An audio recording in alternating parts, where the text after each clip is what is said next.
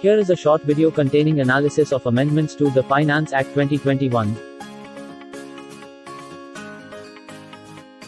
TDS-TCS rates are changing from the 1st of April 2021. Due to COVID last year, TDS-TCS rates were lowered in relief package. However, this has ended and now normal rates apply. From the 1st of July 2021, TDS at 0.1% is applicable on a purchase transaction exceeding 50 lakh rupees in a year.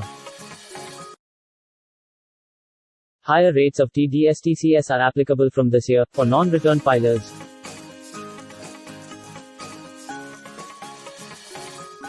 Income tax audit not applicable if turnover less than 10 crore and 95% transactions are digital.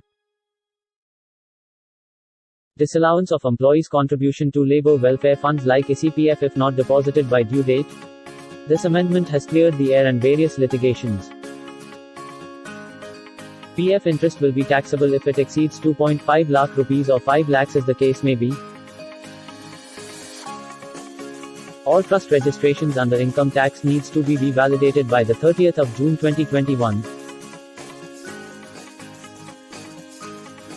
Now income tax returns can be filed only till December of that year.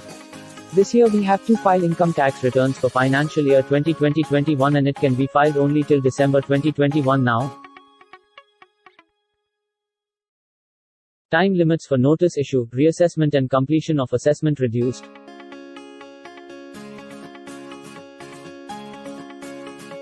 Now income tax can provisionally attach a property if fake invoice transactions are more than 2 crore rupees. PAN Aadhaar linking date has been extended to the 30th of June 2021.